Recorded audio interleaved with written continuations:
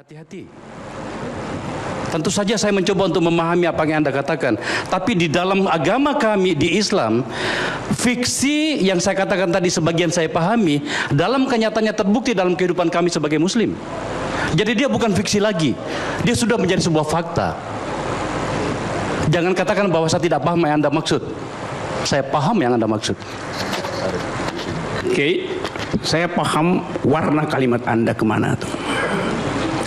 Dan jangan coba-coba jebak saya dengan enggak, sama sekali saya tidak menjebak Anda. Karena itu dijawab saja, Prof. Jangan dibawa ke situ seakan-akan saya akan menjebak Anda dengan sesuatu yang akan menyudutkan Anda. Enggak boleh gitu dong. Ya, ini diskusi dong. Anda tadi minta kitab suci yang mana?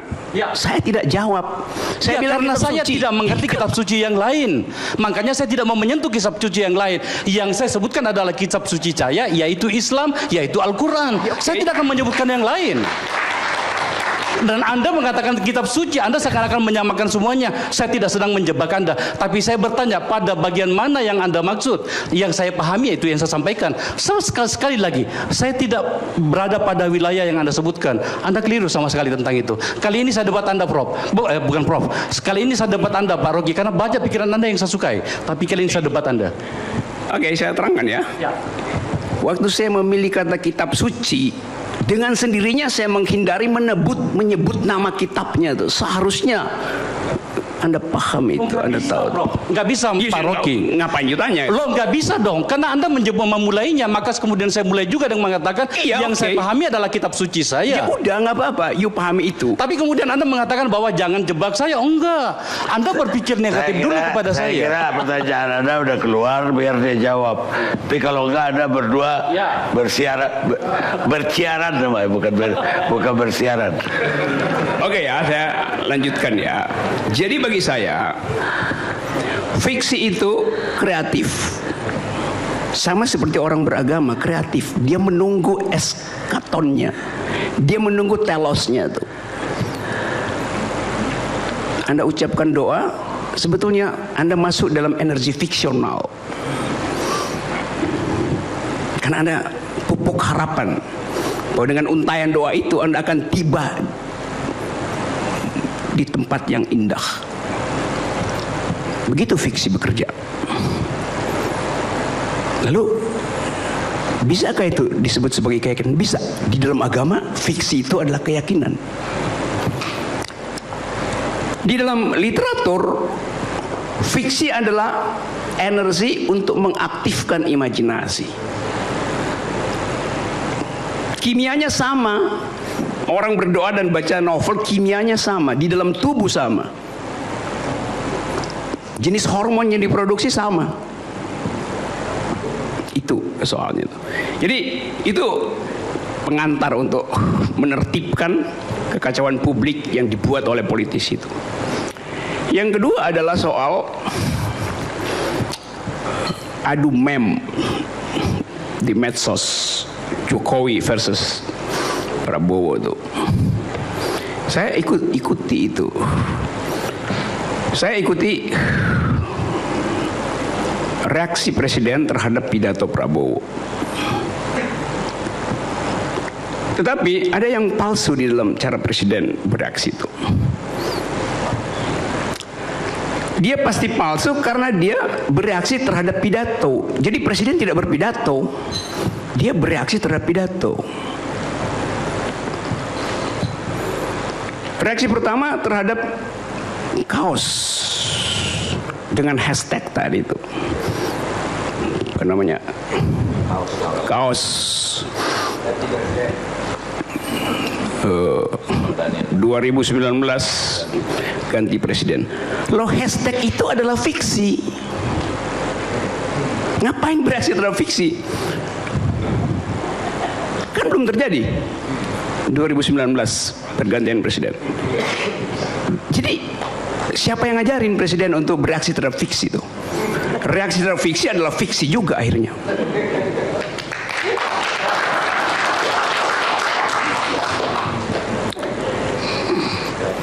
Tetapi kita bisa baca bahwa kalau orang bereaksi terlalu keras terhadap sesuatu yang fiksional, itu ada problem di dalam stabilitas psikisnya itu.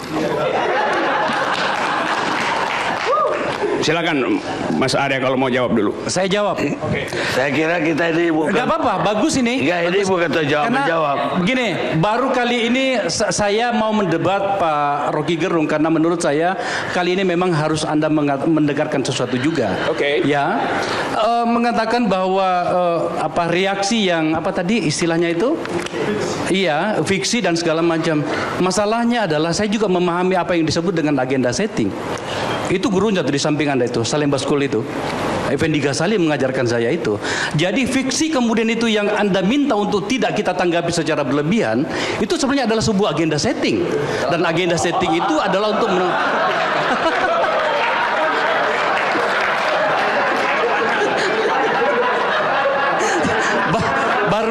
baru kali ini saya lihat Pak Rocky itu membuka jaket lah. Ya, jadi saya lanjutkan bahwa sebenarnya enggak ini juga. Kita udah hampir ke menjelang setengah satu loh. Yes, sir. Jadi sebenarnya begini, pada dasarnya bagian-bagian ini saya pahami, tetapi juga kemudian kami juga harus mengatakan sesuatu bahwa kemudian kami pahami permainan-permainan ini. Pak Rocky Gerung pada banyak bagian kritik Anda saya nikmati. Tetapi menurut saya ada juga yang perlu Anda dengarkan. Setidaknya Anda menganggap bahwa kami tidak bodoh-bodoh amat memahami apa. Silakan ucapkan dengan cara saksama dalam tempo singkat-singkatnya. Saya sangat singkat, Prof. Jadi bukan hanya sekedar silakan kalau itu problem psikologis, tapi cara pandang, Prof. Tadi saya bilang bahwa saya tidak anti. buka lagi itu perdebatan. Anda aja terus. Kalau nggak saya tutup. Oke.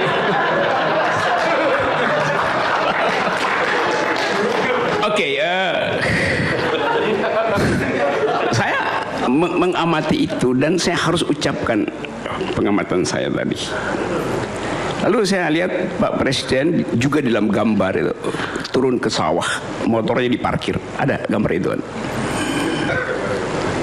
Ada gambar Presiden turun ke sawah di Sukabumi? Ada ke sawah? Ya. Lalu saya bikin semacam kita imajinasikan. justru itu saya imajinasikan ada. Prof, kok minta gambarnya tapi ngeliriknya ke ini, minta gambarnya tapi ngeliriknya ke sini. Karena Ini itu maksudnya apa ini? Produsen gambar tuh. Oke.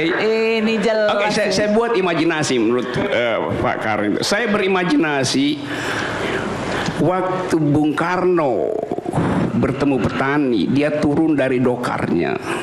Dia bicara dengan petani tentang hakikat hidup bertani. Dari situ dia dapat ideologi yang disebut marhainisme itu. Saya nggak tahu Pak Jokowi ngomong apa dengan petani. Turun dari motor gede. Dan menurut aturan estetika, orang yang naik chopper itu berat badannya minimal 90. Karena itu sudah 10 kali, Prof. Karena itu juga penting untuk keseimbangan. Motor 600 cc nggak bisa seperti saya pasti nggak bisa tunggangin motor 600 cc. Jadi saya jangan-jangan mau chopper Pak Jokowi mestinya Honda bebek jangan-jangan tuh. Boleh nggak ada skuter. Jadi itu soal-soal. Jadi ya kemudian hal yang menyangkut perdebatan tadi itu ada adu data itu. Saya paham bahwa Pak Akbar setumpuk data, tapi saya jadi nggak yakin dan nggak mau percaya. Karena dari awal dia udah disclaimer bahwa dia bukan ahli ekonomi, bukan ahli statistik, bukan ahli matematik tuh. Jadi ngapain saya dengar itu? Berikutnya Pak Rocky, Anda udah dijawab. Pak Rocky, seharusnya Anda sudah paham ketika saya mengatakan bahwa saya bukan ahli ekonomi, yang saya paparkan adalah data yang sebenarnya tidak perlu Anda bantah lagi. Ya memang saya ngerti, karena itu apa namanya tadi slide PowerPoint tadi.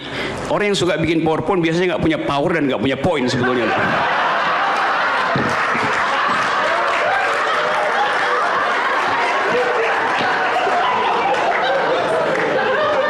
Apalagi tadi Prof, komen dikit. sudah ada no.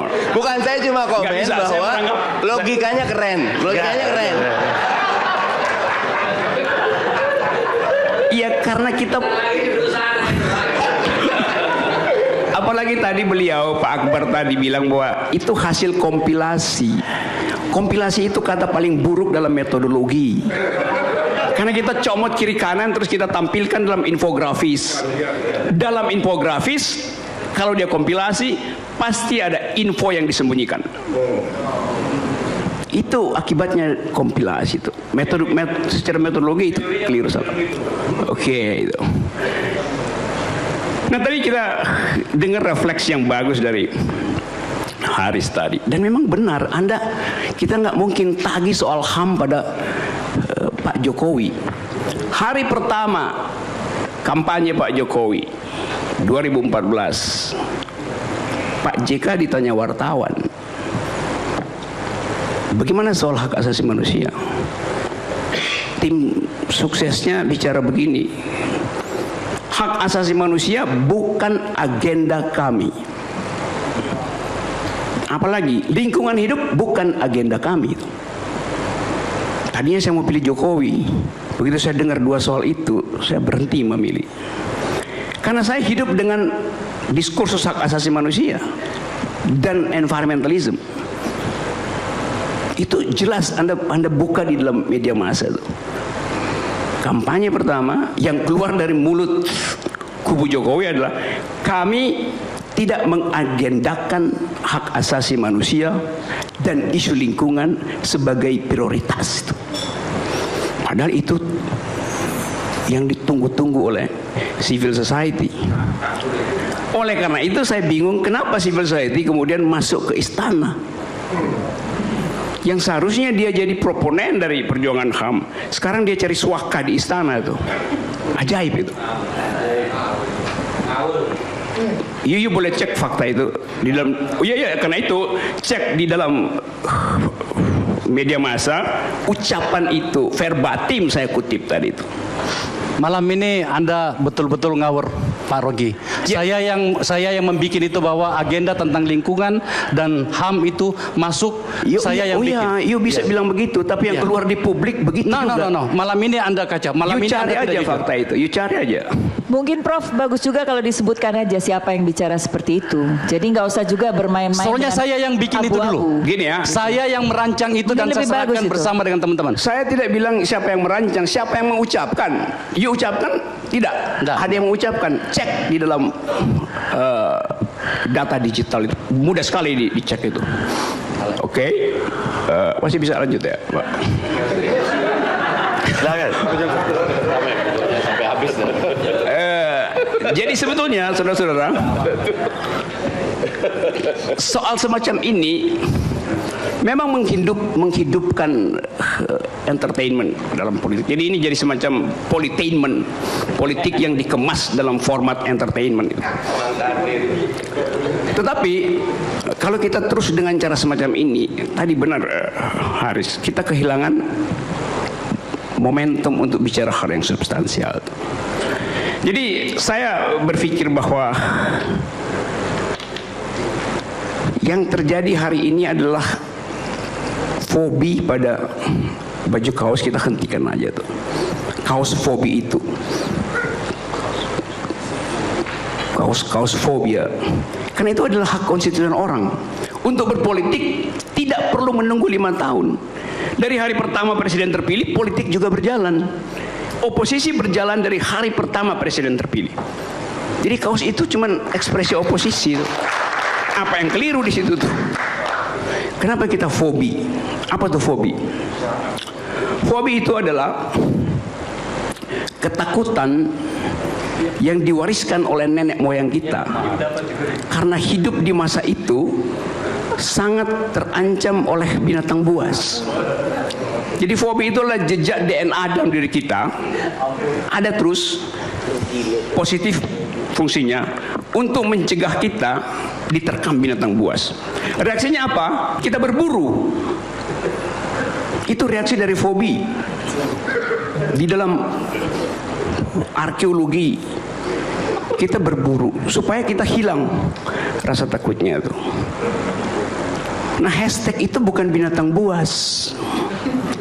Jadi dia yang berburu hashtag itu adalah pemburu yang dungu. Masa berburu Maaf hashtag? Prof, saya mempersoalkan itu, Bang Karni. Nggak, Saya nggak tidak dijawab. anti. Biarin. Ya itu pendapat Prof, tapi kita punya cara pandang sendiri. Iya, Saya boleh. tidak Dia anti juga- kalimat dia itu. juga bebas berpendapat dong.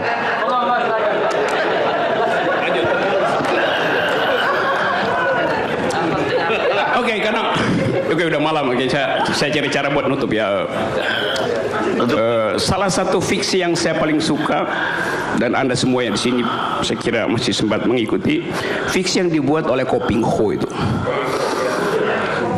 Ko Ping Ho itu nggak pernah pergi ke Cina, tapi dia bisa menggambarkan antropologi Cina, landscaping Cina, dan ilmu silat Cina itu demikian lengkap, demikian sempurna sehingga kita terbawa di dalam imajinasi itu. Jadi fiksi itu menghidupkan. Salah satu quotation di dalam Ko Ping Ho saya masih ingat sampai sekarang. Jadi Anda lihat betapa fiksi itu berbekas. Dalam satu adegan silat, Ko Ping Ho gambarkan begini. Tokonya namanya Bukek Syamsu. Masih ingat ya? Tahu. Tahu. Gurunya Ko Sumahan. Ping Ho tulis begini nih. Bukek Syamsu telah menyarungkan pedangnya sebelum tubuh berdebah itu jatuh ke bumi. Jadi saya bayangkan waktu saya masih SMP, secepat apa besutan pedangnya Bukek Syamsu sehingga dia sudah menyarungkan pedangnya baru tubuh berdebah itu jatuh ke bumi. Kalau orang bertanya, siapa Bukek Syamsu? Siapa tubuh berdebah itu? Tunggu 2019. Terima kasih. Ini bukan pengamat.